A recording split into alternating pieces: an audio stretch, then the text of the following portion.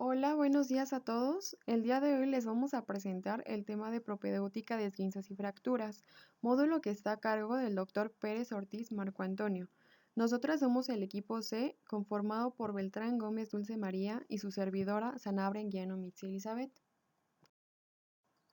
Vamos a iniciar con propedéutica de esguinces. Tenemos que un esguince es la lesión parcial o total de uno o más ligamentos que se encuentran alrededor de una articulación. Se debe a distensión excesiva con desgarro o ruptura completa del mismo. Un esguince articular se puede diferenciar de una distensión por la zona en donde se da la lesión, ya que una distensión puede darse tanto en músculo como en tendones y un esguince se da únicamente en los ligamentos que proporcionan estabilidad a los extremos articulares. Tenemos que epidemiológicamente un esguince es la lesión más frecuente del aparato locomotor. Se presenta más en personas jóvenes o adultos, ya que en las personas adultos hay una mayor rigidez articular. También en los deportistas ocurre con una frecuencia del 20 al 50%. Es por eso que también las edades de riesgo son pues las personas jóvenes, ya que tienden más a practicar deporte. El esguince de tobillo es el tipo más frecuente y tiene un 10% de demanda asistencial en el servicio de urgencias. Estadísticamente, las mujeres son más propensas a tener un esguince de tobillo, esto debido a diferentes factores de riesgo, entre ellos pues el uso de tacones, mientras que en los hombres es más frecuente el esguince en rodilla. Los esguinces que se dan comúnmente van a ser los siguientes. En primer lugar está el esguince de tobillo, que como ya lo mencionamos es el más frecuente de todos.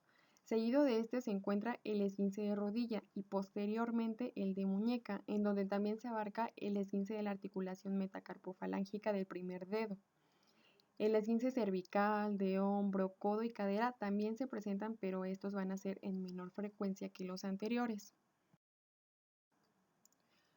Los factores que nos ponen en riesgo de tener un esguince son condiciones ambientales como superficies resbaladizas o desniveladas que te hacen más propenso a las lesiones.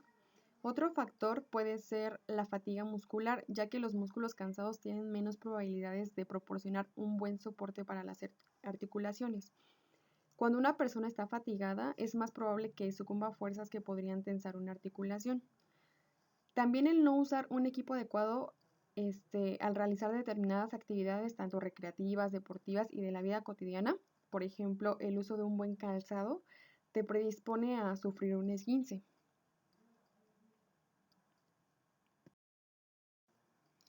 Hay ciertos deportes que debido a los movimientos que se requieren en ellos es más fácil que una persona se lesione. Estos se clasifican en deportes de alto y bajo impacto.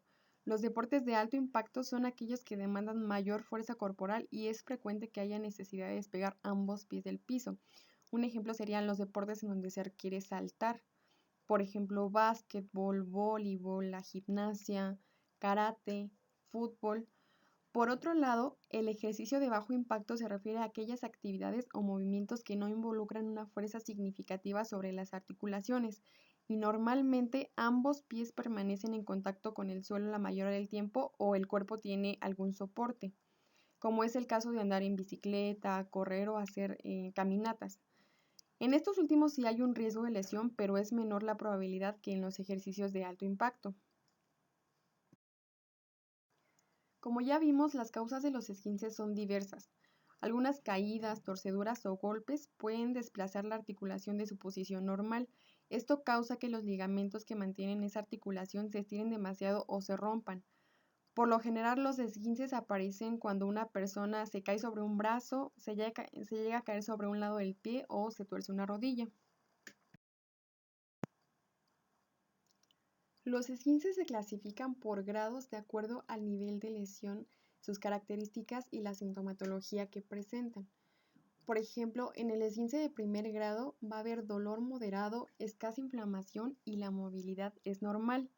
Aquí hay solamente una ruptura de ligamentos menor al 5%. El esguince de segundo grado se caracteriza por dolor, pérdida moderada de la función, inflamación y en ocasiones puede haber cierta inestabilidad. la ruptura va a ser de un 40 al 50%. Y el esguince de tercer grado ya es muy doloroso, la inflamación es muy notoria y hay pérdida importante de la función e inestabilidad manifiesta. Aquí la ruptura de ligamentos ya va a ser completa. Aquí podemos ver una imagen en donde se representan los diferentes grados de lesión que hay, ya sea desde un ligamento normal hasta un esguince grado 3. Por ejemplo, en el grado 1, el ligamento se estira ocasionando microrupturas, que son las que se ven ahí como en puntitos rosas, pero la articulación aún va a conservar su estabilidad. En el grado 2, la ruptura es pequeña, pero sí se puede distinguir ya macroscópicamente. Y en el tercer grado, ya el desgarro del ligamento va a ser completo y esto es lo que nos va a ocasionar una inestabilidad total.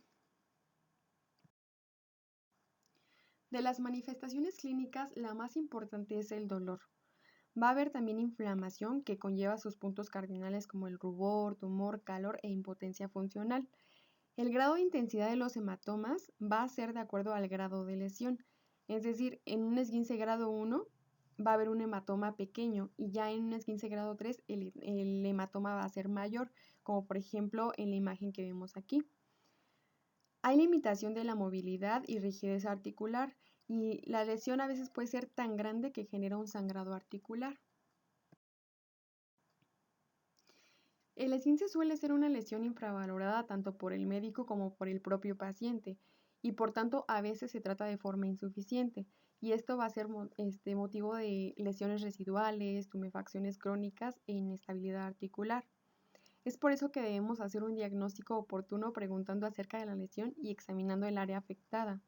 En la anamnesis, las preguntas más importantes son la edad, por lo que comentábamos en la epidemiología, que pues las personas más lesionadas van a ser los jóvenes y adultos. También la actividad laboral y deportiva, ya que pues estas se engloban dentro de los factores de riesgo que ya mencionamos para tener un esguince. También se debe preguntar el mecanismo lesional, es decir, que el paciente explique exactamente cómo fue que se lastimó y qué estaba haciendo en ese momento. Es importante preguntar si había ya una lesión previa en la zona afectada, ya que de ser así, esto puede agravar el cuadro. También se debe hacer una buena semiología del dolor y un dato importante que nos puede referir el paciente es la percepción de crujido o sensación de desgarro al momento de la lesión. Este es como un dato muy característico de los esguinces. Ya en la exploración física, lo más importante va a ser visualizar la estructura afectada en donde buscamos las manifestaciones ya anteriormente mencionadas en el cuadro clínico. Hay que palpar y hacer las maniobras de exploración adecuadas para cada área y finalmente ver si hay movilidad articular o si ésta se encuentra inestable. Por último, se debe de solicitar una radiografía para asegurar que no haya una fractura de hueso. Y podemos mandar a hacer una resonancia magnética si es que queremos pues visualizar ya a detalle el área de la lesión. Hay diversas maniobras de exploración que podemos hacer para orientar nuestro diagnóstico, pero para fines prácticos solamente vamos a mencionar algunas, ya que pues son demasiadas. Estas se hacen de acuerdo al tipo de esguince y articulación afectada. Por ejemplo, para el esguince de tobillo tenemos la de inversión forzada, que es una acción combinada de flexión y supinación del pie, y también va a estar el signo del cajón anterior, en donde tenemos que mantener una mano sujetando el tercio distal de la pierna contra la cama, mientras que se lleva hacia adelante el pie sujetándolo con la otra mano. Y aquí un cajón anterior de 10 milímetros va a indicar ruptura completa del fascículo anterior del ligamento lateral externo. Y si esta va a ser mayor a 15 milímetros, pues ya nos va a hablar de que los dos fascículos fibulolaterales van a estar rotos y probablemente también va a haber ruptura completa del ligamento lateral. Para rodillas se usan maniobras específicas para valorar ligamentos cruzados, como la del cajón anterior, en donde nosotros debemos de sentarnos en el pie del paciente mientras este se encuentra en posición supina y con la rodilla flexionada a 90 grados. Colocamos las manos alrededor de la tibia proximal y jalamos hacia adelante, en donde pues si hay lesión habrá un intenso dolor. La prueba del cajón posterior es exactamente lo mismo que la del cajón anterior, pero en lugar de jalar la tibia la vamos a empujar. También está la maniobra de Lashman, en donde Vamos a tener el paciente en decúbito dorsal y con su rodilla flexionada a 20 grados. Vamos a estabilizar el fémur distal con una mano y tirar hacia adelante de la tibia proximal con la otra, en donde en caso de existir lesión se nota la traslación de la tibia. El esguince de muñeca se valora con movimientos de la mano como flexión, extensión, supinación y pronación, abducción y aducción. En todas estas tenemos que valorar pues la estabilidad articular, dependiendo de la zona, la presencia de dolor y pues básicamente sería. El tratamiento se basa en el método RICE, en donde la R hace referencia a rest de reposo, A es de frío, la letra C de compresión y E de elevación. Estos van a ser como los pilares fundamentales del tratamiento y pues también nos podemos apoyar del uso de AINES y analgésicos para el dolor. Bien, se debe aplicar frío local a la mayor brevedad posible durante las primeras 48 a 72 horas. Hay que aplicar compresión con el uso de vendajes para evitar que la articulación se mueva demasiado. Hay diferentes tipos de vendaje. Por ejemplo, el vendaje funcional es un tipo de inmovilización parcial que se caracteriza por permitir cierta movilidad funcional frente a las inmovilizaciones totales. O bien se puede usar el vendaje compresivo, que es una tira larga de tela elástica que se puede enrollar alrededor del esguince. La suave presión de este tipo de vendaje va a ayudar a reducir la inflamación. Se puede considerar también el uso de inmovilización por yeso, en donde pues esta ya va a ser utilizada en un grado de esguince mayor. Posteriormente se tiene que mantener elevado el miembro sobre una superficie cómoda, por ejemplo, pues sobre una almohada, durante el mayor tiempo posible. Es importante permanecer en reposo y hacer uso también de la fisioterapia para posteriormente ejercitar el área lesionada para prevenir la rigidez y aumentar la fuerza. Aquí nuestro fisioterapeuta va a indicar cuando ya sea prudente empezar las actividades normales, incluyendo las deportivas, ya que si se comienza demasiado rápido, es muy probable que se pueda volver a lesionar. El uso de AINES, como ya lo habíamos mencionado, pues va a ser específicamente para reducir el dolor. El tratamiento se indicará de acuerdo al grado de lesión. En el esguince grado 1, por ejemplo, se utiliza ya la crioterapia, vendaje durante 2 semanas, hay que guardar reposo por 48 a 72 horas, usar AINES e iniciar deambulación precoz. En el grado 2 se pueden usar vendajes y férulas de soportes rígidos junto con los AINES. Y ya finalmente en el grado 3 se hace la inmovilización con yeso y elevación de 3 a 4 semanas. Posteriormente se cambia a vendaje funcional durante 10 a 15 días más. Hay ocasiones en que el daño de los ligamentos es demasiado y el paciente se tiene que someter a cirugía. La manera de prevenir este tipo de lesión es evitar lo más posible los factores predisponentes, como por ejemplo usar calzado protector cuando se ejerza tensión sobre las articulaciones y que este calzado se ajuste adecuadamente a nuestro pie. Es importante evitar el uso de tacones, hay que calentar y hacer estiramiento antes y después de cualquier actividad física y así también usar el equipo adecuado. Es conveniente correr en superficies planas y seguras, evitando los baches, los pisos resbaladizos, etc. Es bueno mantenernos en nuestro peso ideal, hacer ejercicio diariamente, por lo que mencionábamos de la fatiga muscular, y llevar una dieta balanceada. Vamos a continuar con propedéutica de fracturas. México ocupa el 8º lugar en América Latina en defunciones ocasionadas por accidentes.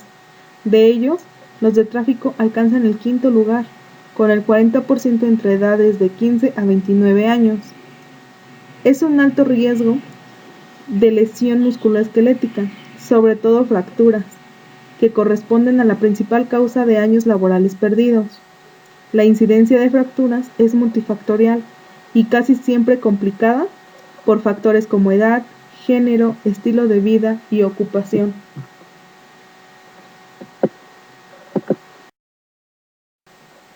Un hueso es un tejido vivo compuesto por células óseas. Tiene función de soporte de la estructura corporal, protección de órganos vitales, palanca junto con los músculos, funciones metabólicas, entre otras. El esqueleto humano se divide en axial y apendicular, y a su vez el axial en cabeza, cuello y tronco, la cabeza en cráneo y oído medio, y el cráneo a su vez en neurocráneo y viscerocráneo, mientras el esqueleto apendicular es en miembro superior y en miembro inferior. La estructura macroscópica y microscópica del hueso. En cuanto a la estructura macroscópica, por su forma, se van a clasificar en huesos largos, donde la forma es cilíndrica y predomina la longitud sobre sus dimensiones.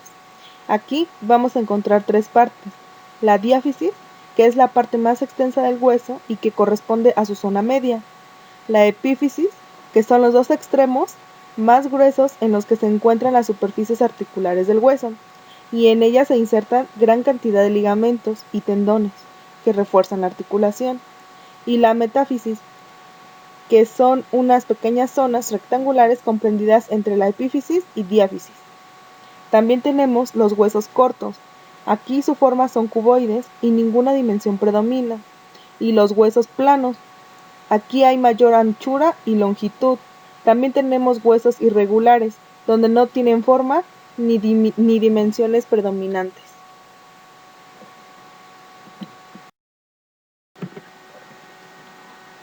Tenemos dos tipos de hueso en cuanto a su estructura microscópica. El hueso inmaduro, que es fruto de desarrollo embrionario y tiene más fibras de colágeno y menos mineral. Su organización celular es desordenada. Y el hueso maduro. Este es resultante de la maduración de hueso inmaduro, y su arquitectura laminar es ordenada. Aquí vamos a encontrar dos tipos: el hueso compacto cortical, que es el 80% de la masa ósea, y está formado por hueso laminar que se organiza en osteonas. Cada osteona está formada por un conjunto de laminillas, entre las cuales estarán los osteocitos. Estas laminillas son concéntricas y rodean a un conducto central o conducto neurovascular llamado Havers. Este tipo de hueso es resistente y elástico. Y tenemos el hueso esponjoso o trabecular. Es el 20% de la masa ósea. Sus laminillas se organizan en posición trabecular y están cubiertos por osteoblastos y osteoclastos. Tienen forma de red tridimensional, con espacios interiores. Los espacios entre cada trabécula están ocupados por lagos vasculares y médula ósea roja o grasa, de las cuales el 75% del volumen es médula ósea. Este tipo de hueso tiene mayor actividad metabólica. No hay osteonas y hay menos mineral, pero más células. En cuanto a la composición del hueso, es el 30% orgánico, el 60% mineral o inorgánico y el 5 al 8% agua. Del material orgánico, el 2% corresponden a células como osteoblastos, osteocitos y osteoclastos, el 98% a matriz, y el 95% es colágena y el 5% son proteínas no colágenas. Del mineral o material inorgánico, que es el 60%, el 95% corresponde a hidroxiapatita y el 5% restante a apatita ósea, pequeñas cantidades de magnesio, sodio, potasio, fósforo y cloro, y el 5 al 8% de agua. ¿Qué es un traumatismo? Un traumatismo es una lesión producida por diversos mecanismos, entre los cuales se encuentran los físicos, los químicos y los biológicos. Entre los físicos están los mecánicos y los térmicos. Los mecánicos nos producen contusiones, heridas, fracturas y luxaciones. Los térmicos producen lesiones locales y también generales. Los químicos, asfixia, quemaduras y alteraciones digestivas. y los biológicos, intoxicaciones e infecciones. Una fractura se define como la pérdida de continuidad de un hueso. Y tenemos diversas clasificaciones de las fracturas. Por su mecanismo de producción, se puede dividir en traumatismo directo, que son aquellos donde la fractura se produce en el mismo lugar donde se aplica la fuerza, y un traumatismo indirecto, que es la fractura se produce a cierta distancia de donde se aplica la fuerza, y este puede ser ocasionada por torsiones, por compresiones, por distracción, por flexión o por cizallamiento. Según la dirección de la carga, se produce un trazo de fractura diaficiario diferente. Este puede ser transverso cuando hay una tensión. El trazo puede ser oblicuo cuando hay una compresión. En ala de mariposa cuando hay una flexión.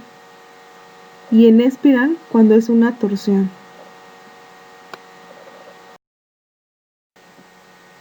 La clasificación de las fracturas por el estado de las partes blandas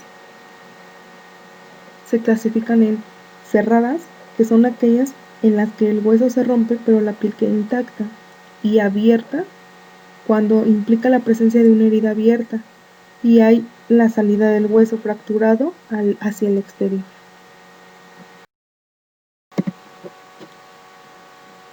En cuanto a la localización anatómica, en los huesos largos, las fracturas pueden ser en la región epifisiaria. Si afectan a la superficie articular, se denominan fracturas articulares, y si aquella no se ve afectada por el trazo de la fractura, se denominan extraarticulares. Cuando la fractura epifisiaria se produce en un niño e involucra el cartílago de crecimiento, recibe el nombre de epifisiólisis. Para ello, tenemos la clasificación de Salter y Harris, donde nos menciona 5 tipos de fracturas. La tipo 1 y la tipo 2 pertenecen a fracturas extraarticulares. La tipo 1 es intrafisiaria, donde la línea de la fractura va directo a través de la placa de crecimiento. La tipo 2, la fisis-metáfisis, es cuando la línea de la fractura se extiende por encima o fuera de la placa de crecimiento. La tipo 3 y tipo 4 pertenecen a las fracturas intraarticulares. La tipo 3 es la epífisis-fisis y es donde la línea de la fractura se extiende por debajo de la placa de crecimiento. La tipo 4, que es la epífisis-metáfisis, la línea de la fractura se extiende a través de la metáfisis, la placa de crecimiento y la epífisis. La tipo 5, esta no va a ser visible en una radiografía, y aquí la placa de crecimiento ha sido aplastada. Otro tipo de fractura son las metafisiarias. Estas pueden afectar a las metáfisis superior e inferior del hueso, y las diafisiarias, que pueden afectar a los tercios superior, medio o inferior del hueso. La clasificación según el número de fragmentos puede ser de 2 fragmentos como el número 1, con pequeño fragmento libre como el número 2, con gran fragmento intermediario como el número 3 y con minutas como el número 4. De acuerdo al trazo que anteriormente ya se habían comentado, que era dependiendo la fuerza de la carga. Estas pueden ser longitudinales cuando la línea de la fractura sigue el eje longitudinal del hueso. Las transversales cuando la línea de la fractura es perpendicular al eje longitudinal del hueso. Las oblicuas cuando la línea de la fractura forma un ángulo mayor o menor a 90 grados con el eje longitudinal del hueso. Y en espiral, esta es conocida como ala de mariposa. En ella existen 2 líneas de fracturas oblicuas que forman un ángulo entre sí y delimitan un fragmento de forma triangular. Según la desviación de los fragmentos, tenemos las anguladas, donde los 2 fragmentos en que se ha quedado dividido el hueso a causa de la fractura, forman un ángulo con desplazamiento lateral. Las dos superficies correspondientes a la línea de la fractura no quedan confrontadas entre sí, por haberse desplazado lateralmente uno a los dos fragmentos, y puede ser incompleta o completa. Las acabalgadas, que uno de los fragmentos queda situado sobre el otro, con lo cual se produce un acortamiento de hueso afectado. Y las engranadas, donde uno de los fragmentos ha quedado empotrado en el otro.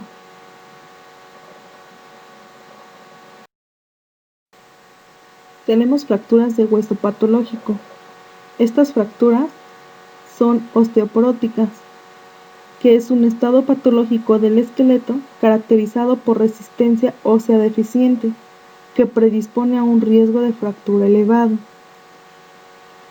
Hay un proceso de recambio osteoporótico, en el cual los osteoclastos se adhieren a la superficie ósea. Posteriormente, los osteoclastos reabsorben más tejido óseo y dejan una cavidad de resorción más profunda. Luego, los osteoblastos forman menos hueso que el reabsorbido. Y por último, la resorción ósea excede la forma ósea, ocasionando una disminución progresiva en la masa ósea, huesos más débiles y un aumento del riesgo de fractura. Tenemos fracturas de hueso en niños. Los niños tienen gran elasticidad en sus huesos y se producen dos tipos especiales de fractura principalmente. Uno es la incurvación diaficiaria, en donde no hay una evidencia de alguna fractura lineal, ya que lo que se ha producido es un aplastamiento de las pequeñas trabéculas óseas que conforman al hueso, dando como resultado una incurvación de la diáfisis del mismo. La otra fractura es en tallo verde. Aquí el hueso está incurvado y su parte convexa se observa una línea de fractura que no llega a afectar todo el espesor del hueso.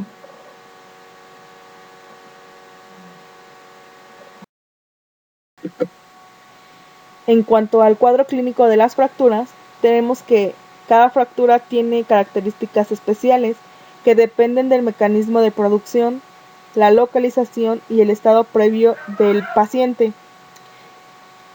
Pero existe un conjunto de síntomas común a todas las fracturas, como son el dolor, que es el síntoma capital y suele localizarse sobre el punto de fractura. Aumenta de forma notable al menor intento de movilizar el miembro afectado y al ejercer presión, aunque sea muy leve sobre la zona. También una impotencia funcional, que es la incapacidad de llevar a cabo las actividades en las que normalmente interviene el hueso, a consecuencia tanto de la propia fractura como el dolor que ésta origina. Una deformidad. La deformación del miembro afectado depende del tipo de la fractura. Puede ser acortamiento, angulación, desplazamiento rotatorio o ensanchamiento. Un hematoma. Este se produce por la lesión de los vasos que irrigan el hueso y de los tejidos adyacentes. También puede haber crépito óseo.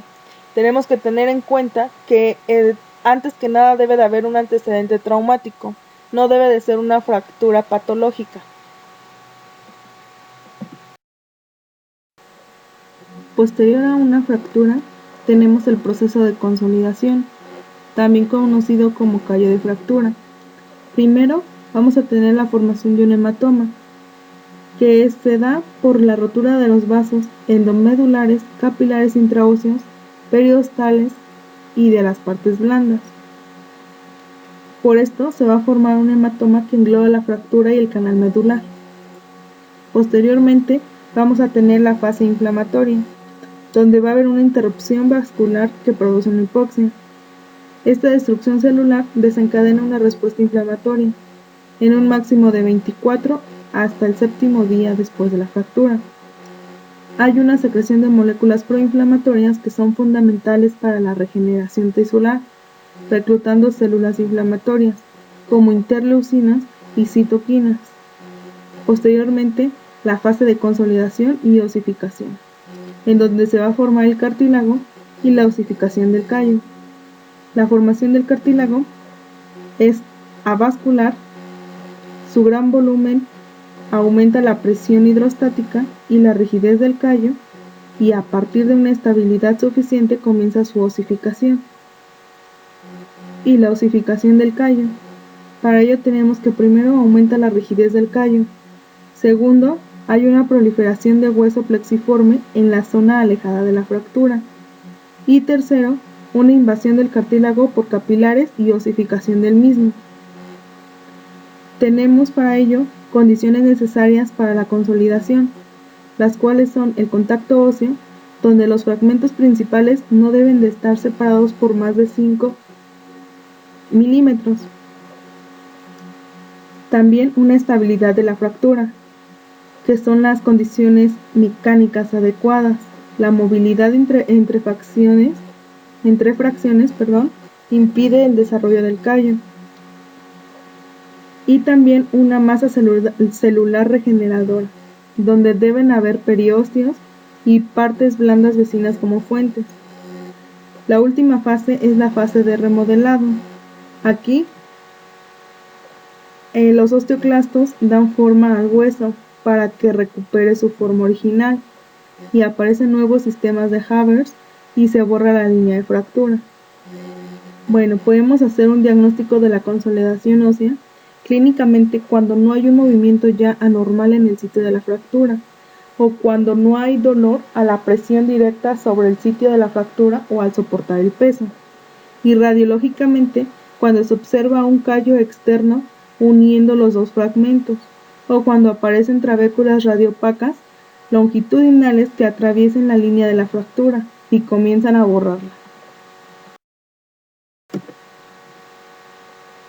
En cuanto al tratamiento, tenemos como objetivo conseguir que la consolidación ósea se desarrolle correctamente, la recuperación de la forma y la función del segmento fracturado.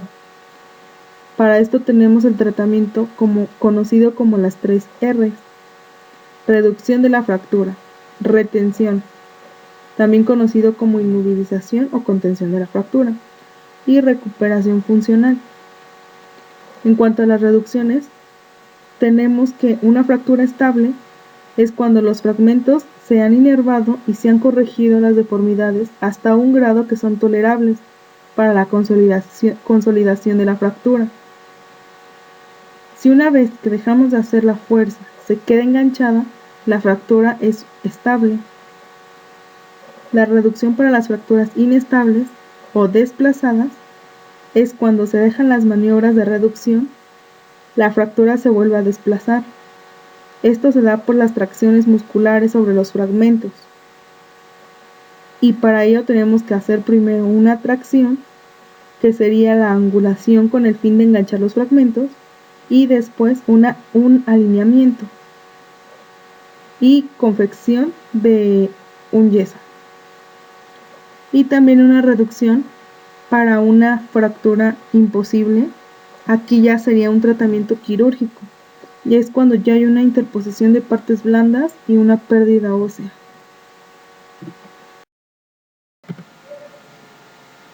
La segunda R es de retención, también conocida como inmovilización o contención de la fractura.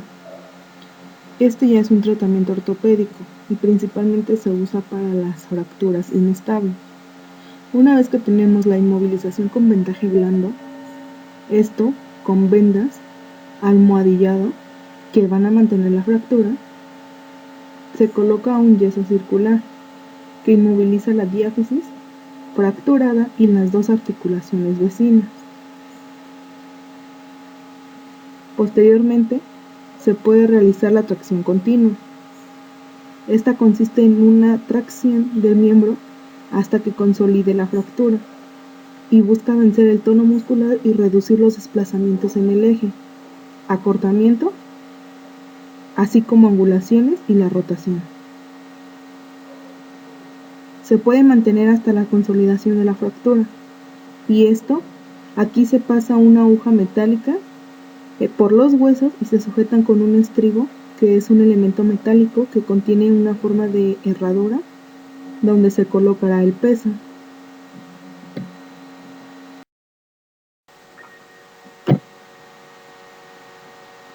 La tercera R es la recuperación funcional. Este ya es un tratamiento quirúrgico y puede ser por fijación externa o por osteosíntesis. La fijación externa está indicada para inmovilizar inicialmente las fracturas abiertas y también las fracturas de diáfisis en politraumatizados muy graves. La estabilidad depende del montaje del fijador. Como podemos observar en la imagen con flechas azules, la carga pasa del hueso al fijador, saltándose la fractura y posteriormente regresa al hueso. Los fijadores pueden ser fijador amilanar, que son en un solo plano, fijadores biplanares, que son en 2 planos, y los fijadores trepanares, que son en 3 planos. Estos se pueden observar en la imagen inferior derecha. Y en la imagen inferior izquierda se observan los fijadores externos de Ilizarov. Estos, a diferencia de los anteriores, no son rígidos y están indicados para fracturas articulares y reconstrucciones óseas. En este sistema, las agujas son elásticas y se tensan sobre los aros, dando una fijación elástica, lo que permitirá una carga precoz. Los pacientes pueden empezar a caminar al día siguiente, porque esto absorbe todas las cargas fácilmente y dan una estabilidad elástica.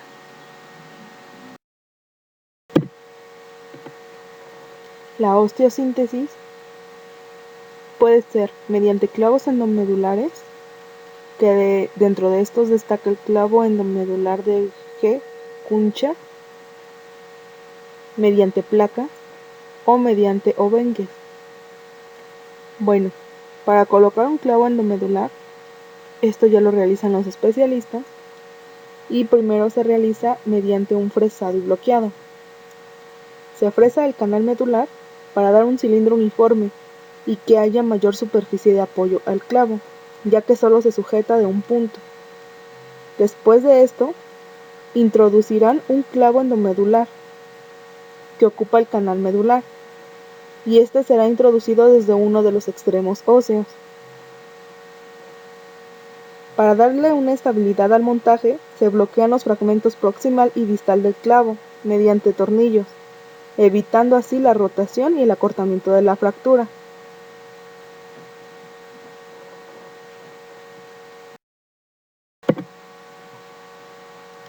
Las placas están indicadas en las fracturas epífiso-metafisarias y en la diáfisis. La compresión que provocan las placas permite reducir de forma completa la fractura y da la estabilidad necesaria para la consolidación primaria. Existen 2 tipos de placa, la placa de compresión y las placas bloqueadas con o sin compresión. Las placas de compresión no proporcionan elasticidad, al ser placas rígidas y estar unidas al hueso. En el hueso esponjoso, estos no sujetan del todo, pero en el adulto joven sí. A medida que se atornilla, el tornillo se desplaza por un canal, lo que permite el acercamiento de los tornillos, trasladando también el fragmento óseo hasta que estos queden unidos, permitiendo la unión y compresión de la fractura, así facilitando la unión. Las placas bloqueadas con o sin compresión. Aquí el tornillo bloqueado a la placa se solidariza con esta y actúa como un fijador externo.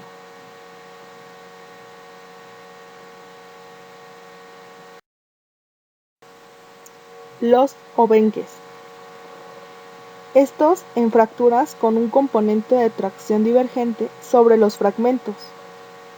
El obenque transforma la tracción en compresión entre fragmentos y busca que con la tracción del músculo proximal se cierre la fractura contra el distal.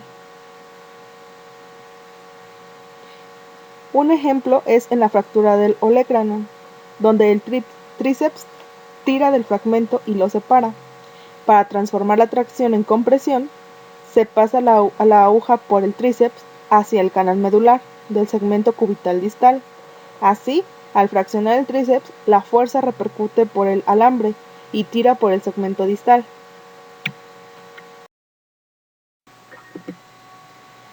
Y por último, el tratamiento para fracturas abiertas. Esta depende del grado. En el grado 1 encontramos una apertura muy pequeña, no excede de los 2 centímetros. Son limpias y se deben tratar igual que una fractura cerrada.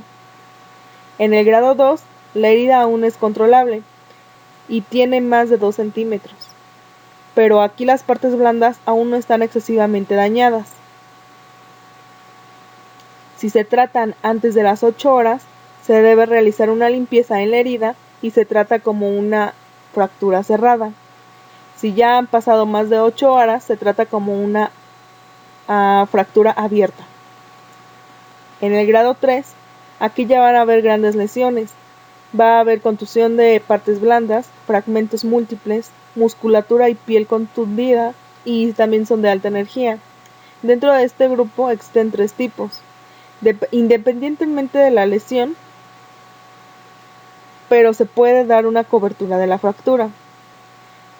La B, cuando hay una pérdida de las partes blandas y ya hay una exposición ósea. En estas, el periósteo y las partes blandas no van a cubrir la herida, y lo que va a aumentar la probabilidad de infectarse en un 60%. Y la C, cuando es una lesión vascular asociada. En el grado 3 se deben de tratar como una fractura abierta. Muchas gracias.